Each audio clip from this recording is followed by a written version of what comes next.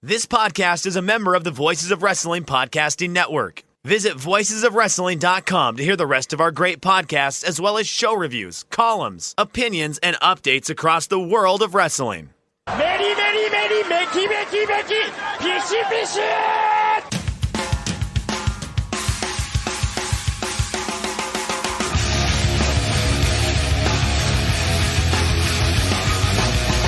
You are listening to the Voices of Wrestling podcast with your hosts, Joe Lanza. X out and go listen to some boring podcast where they're afraid of their own shadow. Okay? Don't listen to Joe Lanza, because Joe Lanza's not changing. And Rich Craich. I like him. Who delivers this guy in a big spot? Joe, don't yell at me. I like him. In the big spot, who delivers better than this guy? Stop yelling at me. I agree.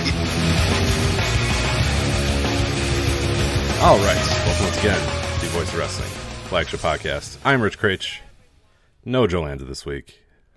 Do not know. If you guys follow us on Twitter, you'll know why Joe won't be here. Unfortunately, his dog Lexi, who we talked about, unfortunately, didn't really plan on talking about it, but we talked about Lexi and the whole story of how Joe found Lexi, how Joe took care of Lexi, literally rescued her from the side of the road. And then the unfortunate news that she had cancer, and they thought it was another thing, and yada yada, all that stuff we talked about last week. Unfortunately, not in our plans to talk about that last week. It just sort of happened the way it did. She passed away last night, early this morning. So whether Joe wanted to do the podcast or not, I basically told him, no, you're not doing the podcast. Go home, stay home, be with your family, remember your dog, whatever it is. But don't.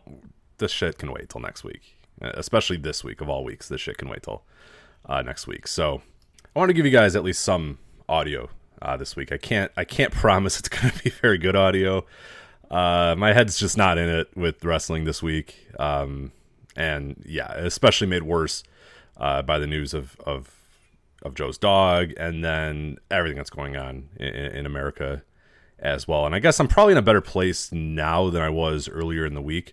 Earlier in the week when, things were really wild and really crazy, and you didn't know what was coming next. You were angry about a lot of stuff. I know I was definitely angry about a lot of stuff.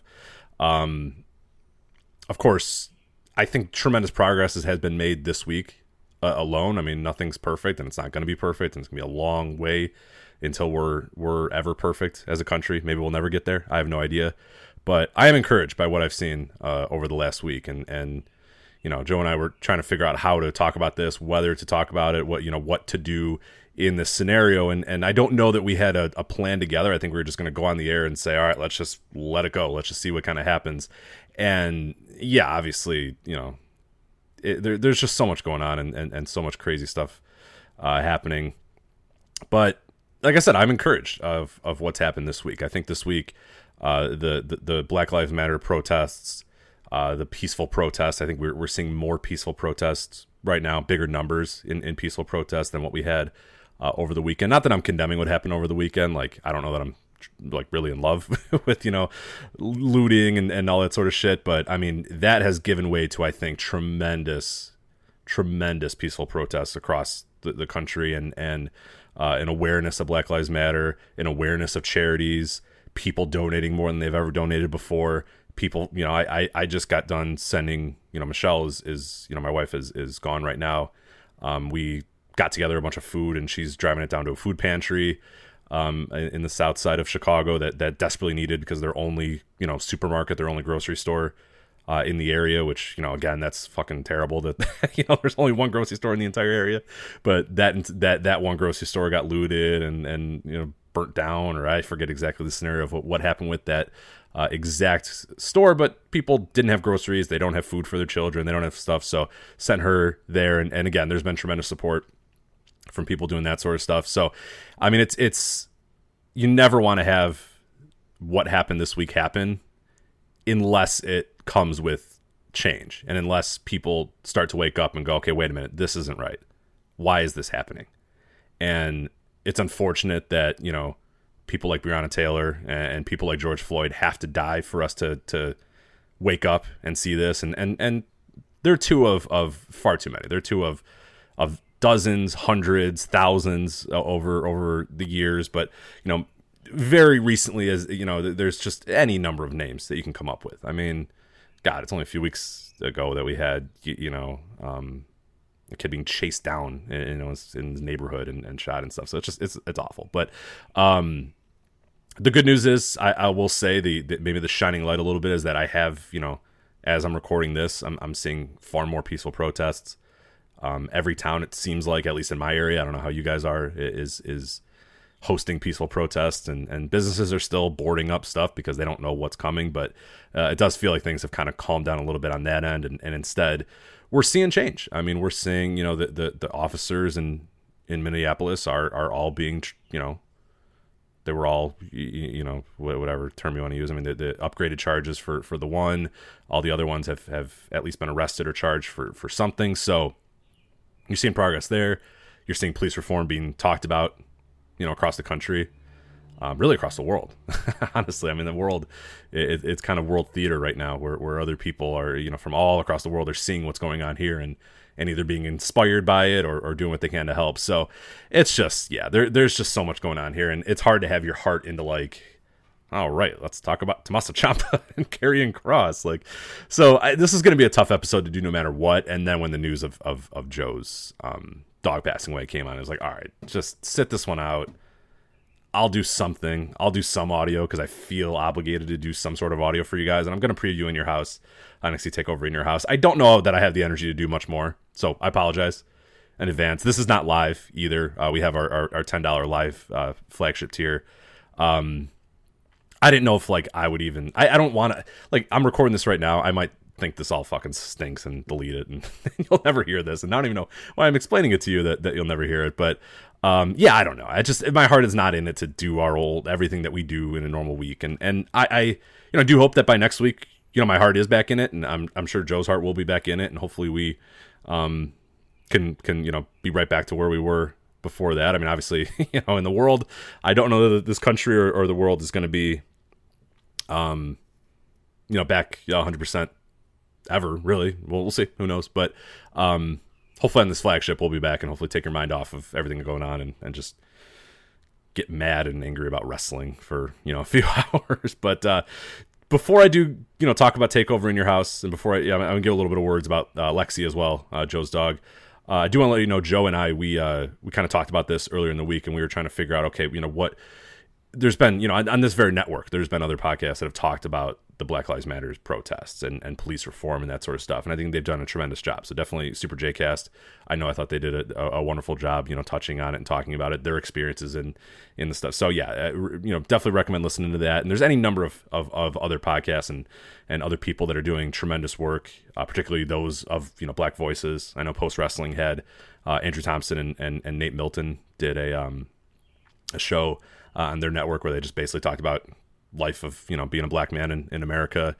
I know William from RBR Wrestling was going to do something as well. I believe it was him and Monica who was going to host or co-host with him, and they were just going to again talk about their experiences being in this country and being black, and yeah, those I think are definitely recommended. I would absolutely recommend checking those out and listening to them and yeah, I mean, there's not much more I can say, and I don't know that there was a whole lot more Joe could say, but we did kind of come together this week and thought, okay, what, everyone seems to be, hey, what's, this charity? What are you guys donating to? What do you guys believe in? What is all this sort of stuff that you want? And there's a lot out there, man. There is so much, and that's why I said that's what's really, really reassuring as to how it's been, how this week's has gone, is that you're starting to see a people just donating like they've never donated before.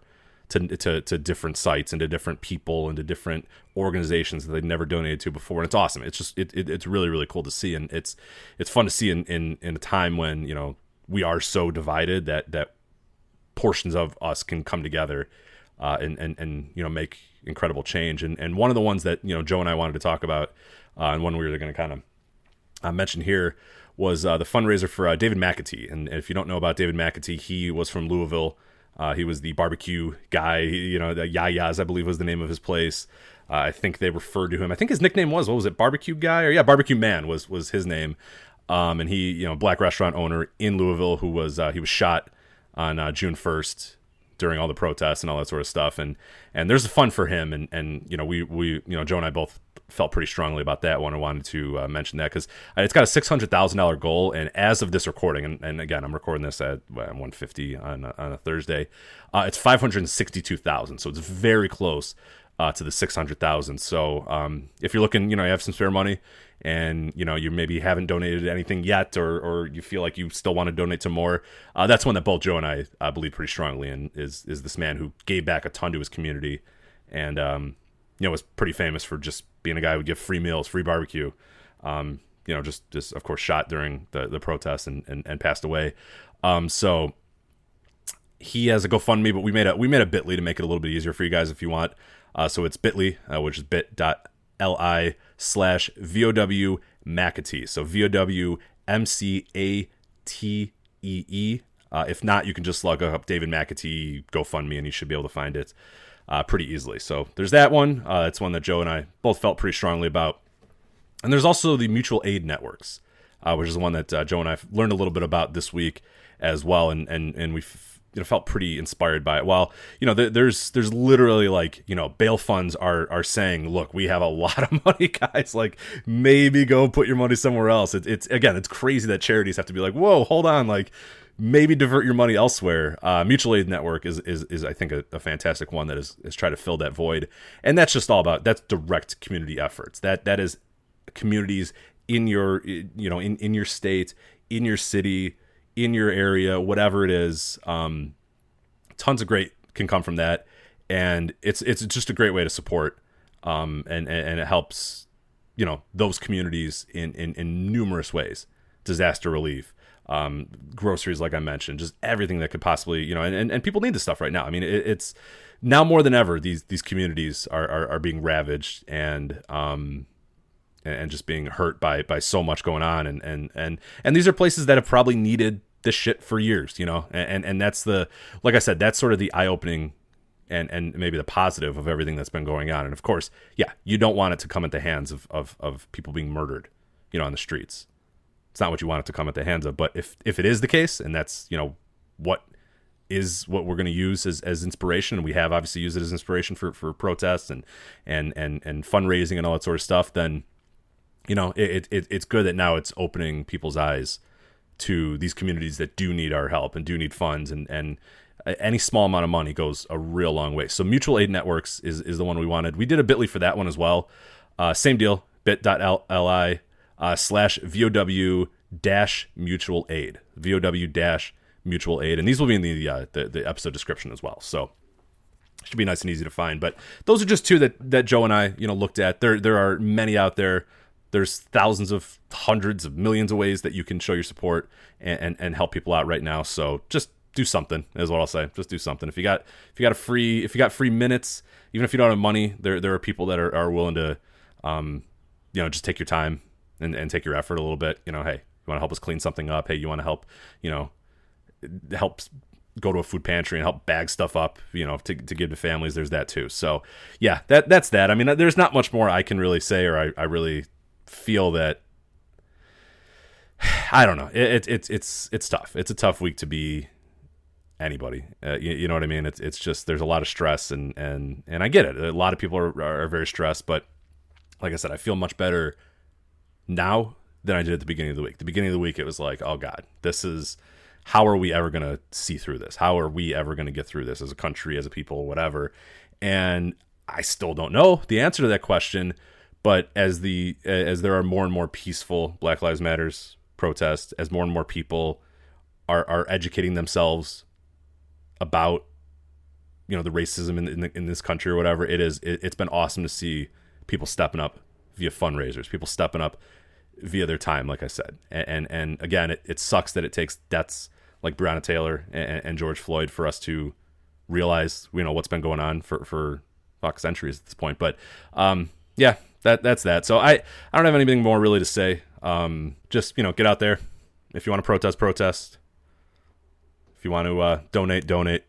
But it's been an eye-opening week for a lot of people, and hopefully for many in a very good way.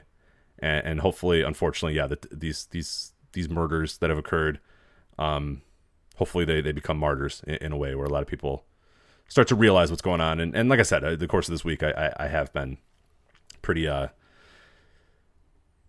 don't know. I'm feeling at least somewhat positive about what's been going on, as I'm seeing reforms and obviously charges, rising for those Minneapolis cops so it's cool. So that's good, I guess. So yeah, hopefully by this time next week, we're talking about even more change and things are a little bit better. And I don't want to say go back to normal, because I don't think we'll ever go back to what normal was before. But hopefully we've seen change over the course of that week. And I feel confident that we will, because I think over the course of even the last 4 or 5 days, I've seen that. So that's it. So Black Lives do matter. That's for sure. Absolutely. I mean, it's silly that we still have to say that. It's silly that that's like a hot take to some people, but it is. It is. And all lives can't matter until Black Lives Matter, guys. So sorry, dudes. Sorry, Drew Brees or those sort of guys. But all right. Before I get into the takeover in your house, I did want to talk a little bit about Lexi, Joe's dog, and I've never met Lexi. I've never been to College Station to see Joe and Lexi and whatnot. But one thing I mentioned it on Twitter as well is as long as I've been doing this podcast, and long as Joe and I have been talking to each other on this show, I've heard Lexi in the background, whether it's Joe saying, "Come on, Lexi, get over here," and then the jingle over collar, or her barking in the background. And one thing I always remember about that is my dogs, great hearing, dogs and their incredible hearing, is I'll have my headphones on or whatever, but they'll hear like Lexi, jump up onto a chair, or, Lexi barking around the house or whatever, and then they'll start barking. And it's one of those things that Joe and I are like, oh my God, come on guys, like, let's go. We're trying to get this podcast doing, or people laugh at, oh my God, these dogs are, are barking at one another and whatnot. And it's one of these cool things that, like, though I live 1,000 miles away from Joe, like I think it's quite literally like 1,000 miles from Chicago to College Station or whatever. It's cool to know in those moments where his dogs are making noise and my dogs are making noise, that they can kind of hear one another, and at times it feels kind of like a big family. It kind of feels like Joe's in the same room with me. It kind of feels like Joe is maybe in the next room with his dogs and his family, and I'm in this room with my dogs and my family. It's one of those things that was really cool. But we talked about it a lot last week, and I'm sure Joe will speak on it at some point as well. But that dog meant a lot to Joe. I mean, it meant everything to Joe, and you heard the heartbreak in his voice last week as he was describing, how his final days, or what he assumed was the final days of the dog, and unfortunately were, his story of rescuing her and stuff. And it's just, in a week with so much heartache and so much terrible stuff happening, and I guess in the same breath, good stuff happening as well. I know, Joe even said it to him, in some, weird way, it does kind of feel like relief that, she's no longer in pain.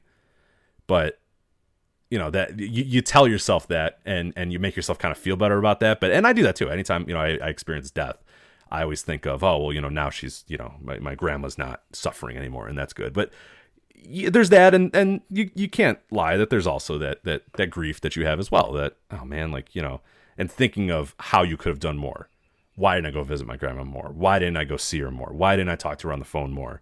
Why didn't I pet the dog more? Why didn't I take the dog for more walks? And then you can't do that, because you can't change that. You know what I mean? Like, and you just can't. But what I'll remind people of, and I reminded Joe of it last week, and I'll say it again to everybody. And again, it goes hand in hand with what I talked about at the beginning of the show, is turning tremendous negatives into a positive, is, take care of those that you have still, and understand how much they mean to you, and cherish how much they mean to you. And that's, when I got off the line with Joe last week after that show, these dogs of mine, my God, they got so showered with love. They were sick of me as I'm walking them and playing with them and calling with them and treats, and oh my God, and I'm spending every waking moment with those dogs for the next 2 days, all weekend, and they're just like, all right, Dad, go away, man, like, leave us alone, let us just sleep on our own. But yeah, I was like, no, these guys are going to get so much goddamn love, they're not even going to want it anymore. And I would implore you guys to do the same too, whether it's a cat, whether it's a dog, gerbil, whatever it is, whether it's your kids, whether it's pets or whatever, just cherish the times that you have with them. and do all you can to make the most of their lives while they're still here. And that's all I'll say. I mean, that's just, it's easy to say. I get it. Even earlier today, I was annoyed at these dogs. They did something. I forget what it was. It was something stupid. I was like, damn dogs. These dogs are, annoying. And I get out of the house and I go work outside, or I was going to do something and dogs are barking. I'm like, God damn it. I hate these dogs. And then, then Joe texts me or I look on Twitter, and see that Lexi had passed away, and I felt awful. I came home and showered these guys with love. You know what I mean? And I felt terrible in that moment. So I'll just say, and again, it goes hand in hand a lot with what we talked about at the beginning of the show, but let's use negative moments for positivity. Let's make positive changes or whatnot. And yeah, I'd say use this moment. Use what you heard last week with Joe and what I'm saying now, to say, hey, look, let me appreciate these pets while I have them. Let me make the most of the time that I have with them, and don't feel like they're a burden on my life, or get annoyed that they do something, or feel, oh my God, I got to walk them. Oh my God, I got to play with them. Cause and I have yet to really feel that pain yet, because I never had a dog growing up. And I inherited a dog with Michelle, and now we have our dog of our own, and I fear for that day almost every day that they're going to be gone, and I fear for that for my friends and my family as well. It goes right to human life as well, and it just makes me try to appreciate every moment that I spend with anybody, anything, as much as I possibly can.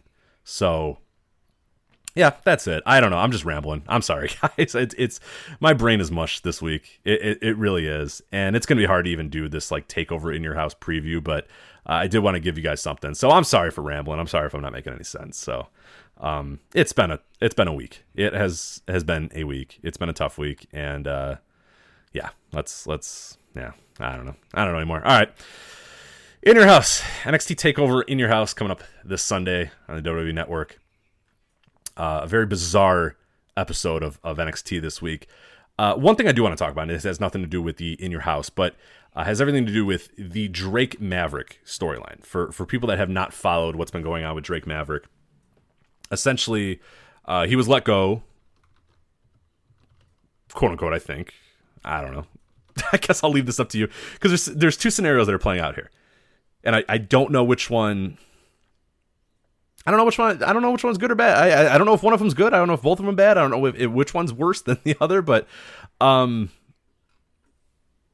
essentially, okay.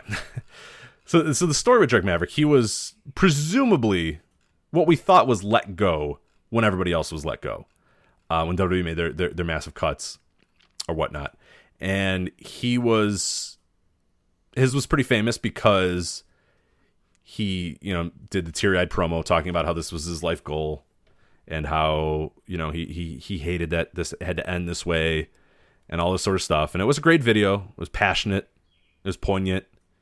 It really did. It choked me up even too, because it's like you losing your dream, whatever dream you have, that dream is gone. It's done. Your dream's over, and you could feel for him in that moment. And we talked about it the week after. In the moment of, we did the breaking news audio or whatever about it, or I think we did a live flagship while that was going on, or while the firings were going on. And, that was really interesting to see how that was playing out in real time. And I think him and I, Joe and I both were like, oh my God, I can't believe they let him go. And oh my God, what a terrible moment, and Jesus, and all this sort of stuff. And then thinking of what the next steps were.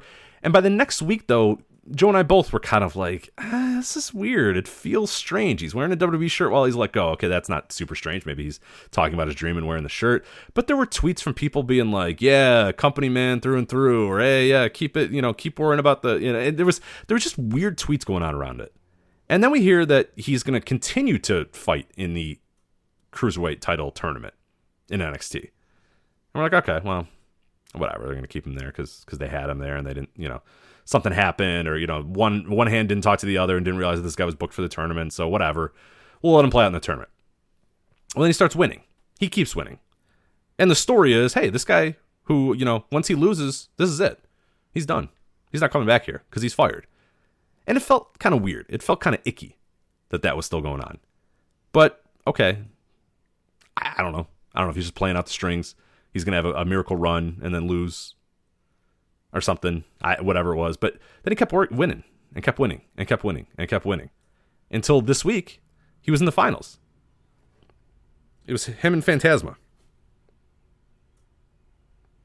We're in the finals of this, what was once called an interim, cruiserweight champion, but now they're just calling it the cruiserweight champion. So I don't know what the hell's going on there. But one thing at a time. With NXT and WWE, one thing at a time. So he gets to the finals.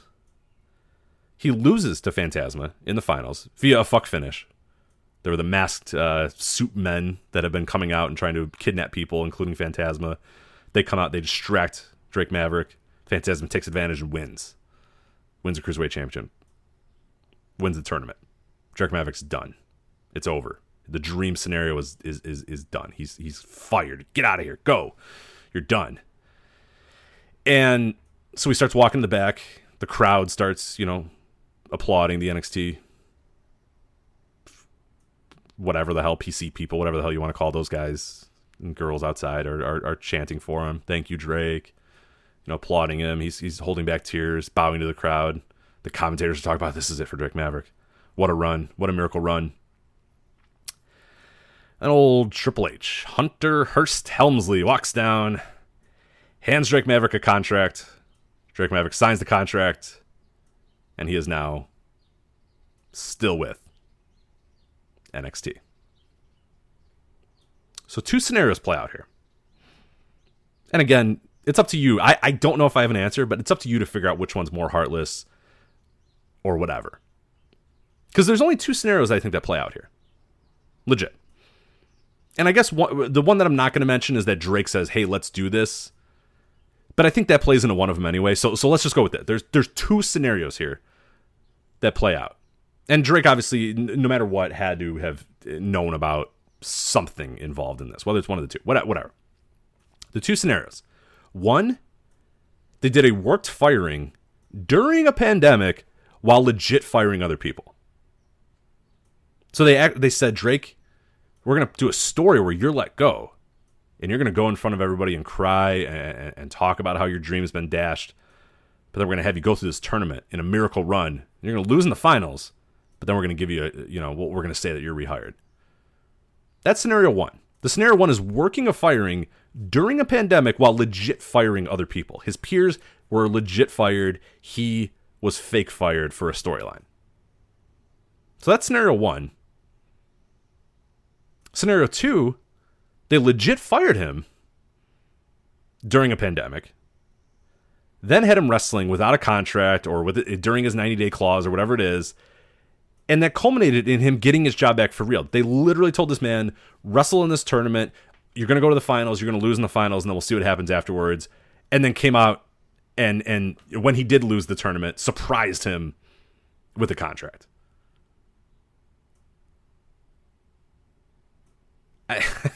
Which one's more heartless? Which one's more awful? The problem with scenario 2 is a lot of stuff has to work right for scenario 2 to work. You got to have a guy that's willing to do it. A guy that's willing to say, yeah, you know what? Even though I'm fired, yeah, I'll still work. I'll work through my 90 days. I'll do this tournament. And in scenario 2, he also needs to never turn around while he's walking back up the ramp on this week's NXT. Never once think to turn around and look what's behind him. Because he never did. The cameras were all on him. Everybody was all on him. The focus was all on him. The commentators were talking about him. The crowd was chanting at him. He's just staring at the ring and staring at the crowd until, oh my God, there he is. It's Triple H from behind to hand him a contract. I don't know. I'm a little more pessimistic. I don't buy that this was a complete surprise to Drake Maverick. That, oh my God, Triple H, here's a contract. What? Are you kidding me? Just too much has to go right for number 2 to work out. Number 1 is easy. Number 1, you just say, hey, Drake, here's the story. You cool with it? He goes, I'm cool with it. You go, okay, cool. So we're going to act like you're fired even though you're not fired. All these other people are fired. Is that cool with you? Yeah, it's cool with me. That's the first scenario. And that's the one that I think is true. And I also think that one's worse than the second scenario. I don't know which one is worse. They either worked a firing during a pandemic, while legit firing other people, or legit fired a man during a pandemic, and then after 2 months, surprised him with the new contract. I mean, some people might find number 2 good, endearing. Yeah, they showed him, he made it, whatever. The man legit thought he was fired. And whether you want to say, well, it's because, he worked so well or he worked so tremendously. No. I mean, you have to at some point decide that he's going to make it to the finals of that tournament. I don't know, man. It's wild. I think it's scenario 1, and I think scenario 1's fucking terrible, fucking awful to do, but it is WWE. So that's a Drake Maverick situation, so he's back. Yeah, I don't know. And they did a post on WWE Network exclusive with Drake after the show, and he kind of said in no uncertain terms that, he worked harder and he seized the opportunity while other people didn't. Other people that got fired didn't seize that opportunity, and God, I don't even know what to tell you about that. So, yeah, just insane, just wild stuff going on there. And let's talk about this NXT TakeOver in your house. This is coming up Sunday, June 7th. I felt like since I do the in your house series on the Voice of Wrestling Patreon that I need to talk about this NXT TakeOver in your house. I guess it's in the lineage. Wikipedia is counting it in the lineage of in your houses, which would be pretty cool because the last one was St. Valentine's Day Massacre, February 1999. That's the this cage match between Stone Cold and Vince McMahon. Culminates in Big Show throwing throwing Steve Austin through the door and the door breaking and him falling into the mat that way. But yeah, they're considering it. They're considering a part of that lineage, so that's cool. It's the first TakeOver to be back at Full Sail since the end in 2016 before they started going on the road with WWE pay-per-view. So that's kind of cool. But June 7th, it'll be this Sunday. I will have a preview up at voiceofwrestling.com at some point over the next few days. Obviously, well, hopefully before the next few days because the event's on Sunday. So we'll see. Yep, we got it going there. But on paper, I don't know. We always say don't bet against the TakeOver. Don't bet against NXT. That's always long been Joe and I's thoughts on any of these takeovers.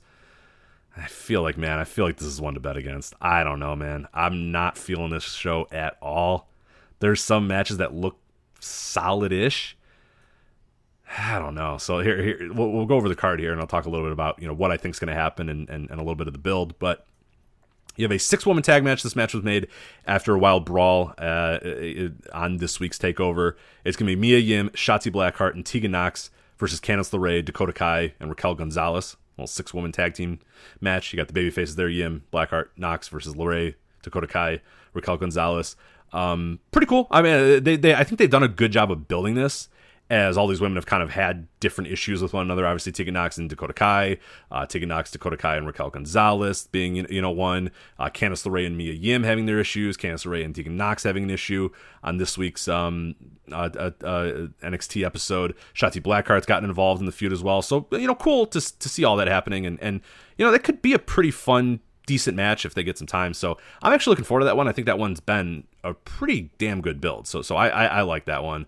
I'm excited to see it. I think a good way to add to the show. Hopefully they, I think it's going to be on the main show as well. I don't see anything that says what's going to be on the pre-show or the kickoff show or anything like that. So it looks like it will be on the official main show. You have an NXT North American Championship match. Keith Lee defending the title against Johnny Gargano. Of course, for people that are not watching NXT regularly right now, Johnny Gargano is a heel. He is a bad guy. Him and Candice LeRae are bad now. They're baddies. Boo. Keith Lee, good. Yay. The build of this has been weird. I don't like this heel Johnny Gargano character. A little too chicken shitty for me. A little too on the nose with the whole Gargano character. And I don't know that Keith Lee's really connected with me on like a big time, babyface scale. I love Keith Lee. Johnny Gargano's one of my favorite wrestlers ever. But I don't know. For some reason, I want to like this match. I want to anticipate this match. I want to feel like, oh my God, it's going to be Keith Lee versus Johnny Gargano. It's probably going to be really damn good because it's freaking Keith Lee versus Johnny Gargano. So it's probably going to be solid.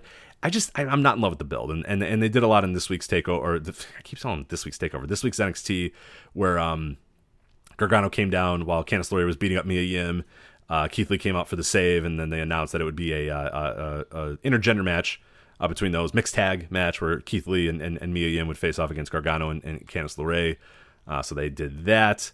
And they've done, I think they've done an okay job with the build. It's just, I don't know. I'm not into this Johnny character, and I don't know that Keith Lee's really jumped off the page for me either. With that said, like, definitely circling it as a potential match of the night because it just, it looks like, it's freaking Johnny Gargano versus Keith Lee. Like, those are two tremendous pro wrestlers. So if anybody can have, a really good match, without a crowd, definitely those two guys feel like, ones that can do it. Finn Balor, Damian Priest. This has been a very, very weird build between these two. So, unfortunately, fell into like the go-to NXT storyline where a man attacks another man backstage and there's like a mystery assailant. Like, everybody, the entire show is mystery assailants beating guys up. Like, wow, can we please come up with a different story? But that's how this one has sort of started, where Finn Balor was going to take on Velveteen Dream, but an unknown assailant, somebody in the darkness, came up and beat him up. It ended up being Damian Priest, and yeah, that's it. That's kind of it, because I don't think Finn Balor's been on the show for, I don't know the exact week in front of me, but it's been like 3 or 4 weeks since he's been there. So, hard to really make a great build when no one's really been around. So yeah, that's that. I think it'll be a good match. I think, but it's just a very, very weird build. It's a build that's kind of not been there as much as you would hope for. It really hasn't, there isn't any besides, the very basic, the very obvious, mystery assailant thing. But yeah, it's just it's a funky story and not a great story that I'm really looking forward to. But I think the match itself is going to be solid enough. It's hard to really get super, super excited about that. Speaking of hard to get super excited about, Tommaso Ciampa, Daddy's Home, baby, against Karrion Kross, and this, accompanied by the Smoke Show, Scarlett. So it's Kross and Scarlett. You won't believe this. They attacked Ciampa to declare that they ambushed Daddy's Home to declare that they were arriving in NXT and they were here. That's it. Yeah, that's it. They're going to face each other, and I guess I don't hate it. I like the idea that Karrion Kross, he debuts and he wants to make a name for himself immediately, so he attacks Daddy's Home, beats him up, tries to make a name. It's cool, I guess. I don't know. I'm not into Ciampa right now, and I have not loved Karrion Kross so far in NXT, so we'll see.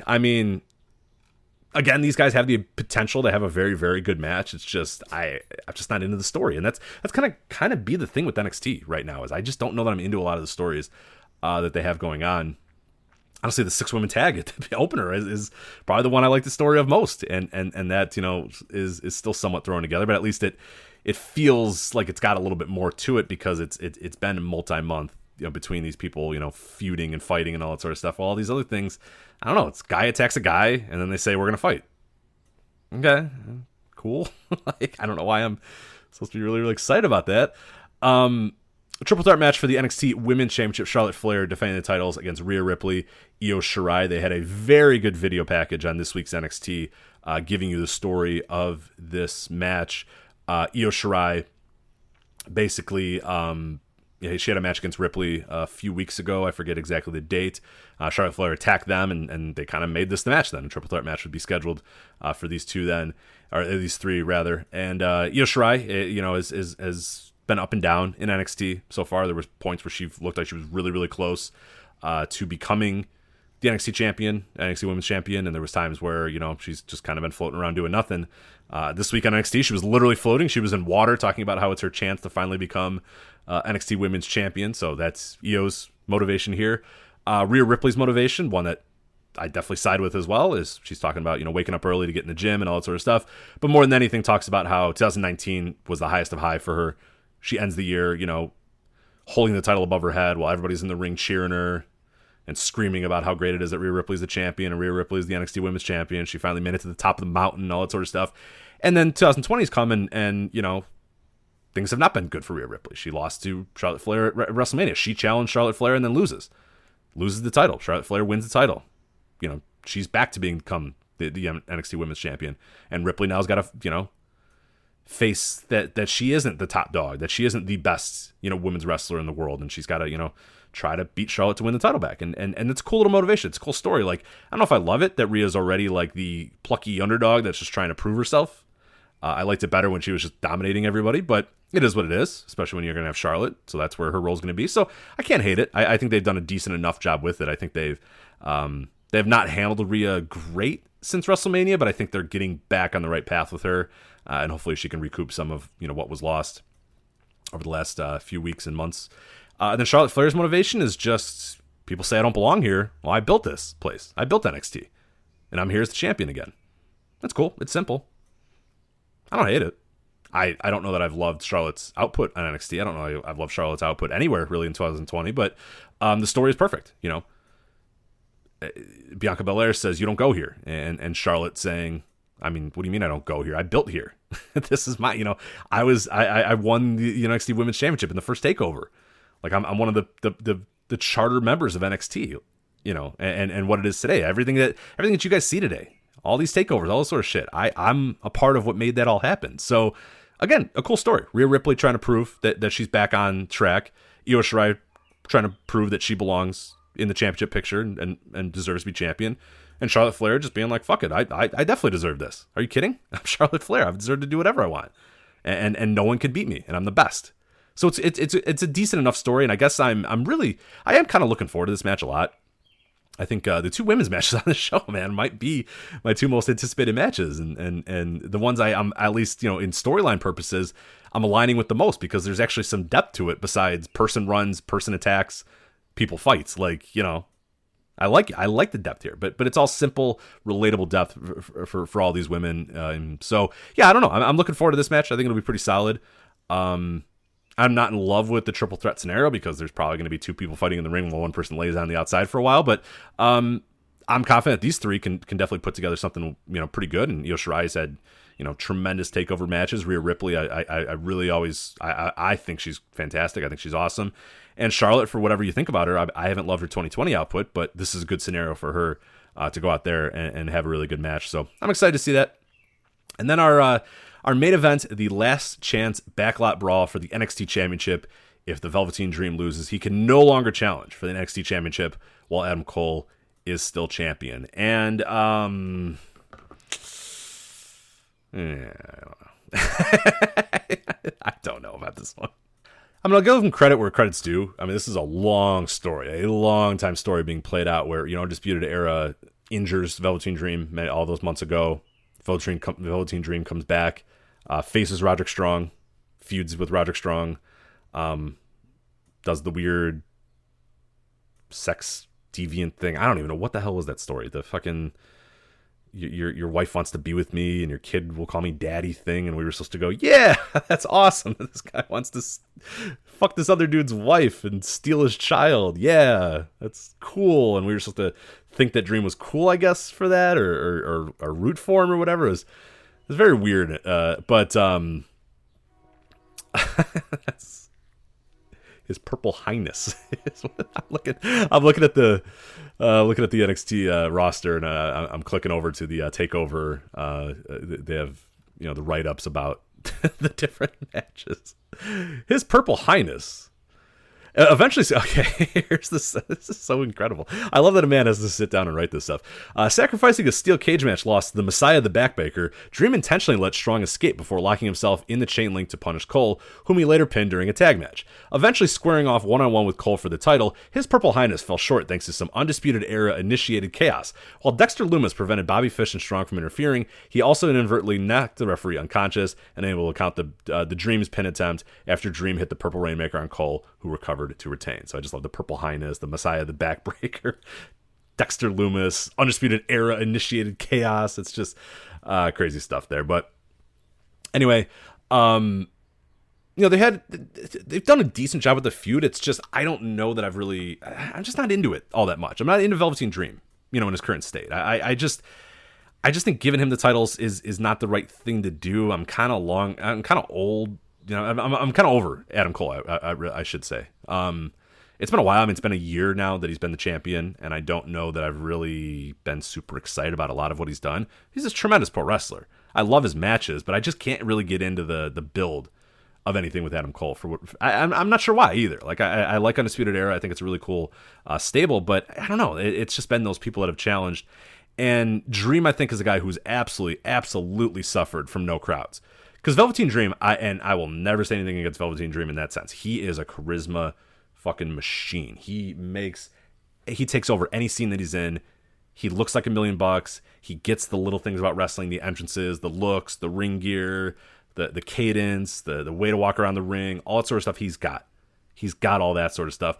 It's just when the in-ring action starts, I don't know that he's good enough to hang with some of these guys. I don't know if he's good enough to become the NXT champion. I don't know if he's good enough on a week-to-week basis, especially without crowds.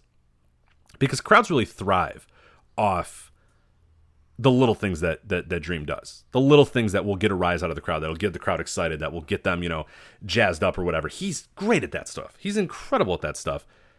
But bell to bell, when you kind of, melt it all down to bell rings in the ring, I don't know. He's not quite there yet. And in another scenario, if we still were in front of crowds, I would say, you know what? Yeah, let's give the Dream the championship. Let's see what he can do with it. Let's let Adam Cole try to figure out the next step. Maybe Adam Cole moves up. Maybe Adam Cole's done in NXT. But without crowds and without knowing when we're going to get crowds again, I don't know that it's the Dream's time, really. And the fact that they put the scenario on there that he can never challenge for the title again, it leaves them in a tough spot. I mean, I guess you do a thing where my prediction is that Cole retains and that Dream's just going to either move up to the main roster, which I don't know if he's ready for that right now. Definitely do not think he's ready for that right now. Or, he loses and then it's time to just kind of do little shit. But he's already been the North American champion. He's already been, in the undercard. It's kind of now or never for Dream. So with that being said, like, I would not be stunned to see him win this, but it just doesn't feel... It just doesn't feel like it's the time right now for Dream. And especially without a crowd to really celebrate with. You feel like you might fall into the Drew McIntyre thing where it's like you win and it's just kind of like, nobody really cares all that much. There's no one there, especially someone like the Dream who gets so much from the crowd, who gets so much energy from the crowd's reactions. I wouldn't love it. So I'm going to predict Cole wins, and I think Cole should win. But again, I wouldn't be shocked if Dream does retain or does win the championship. I wouldn't be stunned by it. And so as far as what the backlot brawl really means, what that is, Triple H on a conference call today said that it will not be a quote-unquote cinematic match. It will take place in a ring, but it's going to be shot different than we've shot other stuff before. So I don't know what the hell that means. My guess is it's still just a cinematic match, and he's just saying that it's not going to be that, but it's because they want to find a different term for it. They don't want that to be the term for it. I don't know how you could say it's going to be shot differently than other stuff we've shot, and there will be a ring. I don't know. We'll see. Who knows? So anyway, that's TakeOver in Your House. I think I'm kind of out of energy, so sorry guys for the bad show, but hopefully, again, many different ways you can donate. We'll have links in the description as well of how you can donate, how you can make your dollars and your time count. Definitely say if you're going to protest peacefully. Do good, turn negatives into positives, and hopefully this will be a good learning experience and a good moment for everybody to kind of change their lives for the better. So that's that. So this is Rich. Talk to you guys next week. Take care.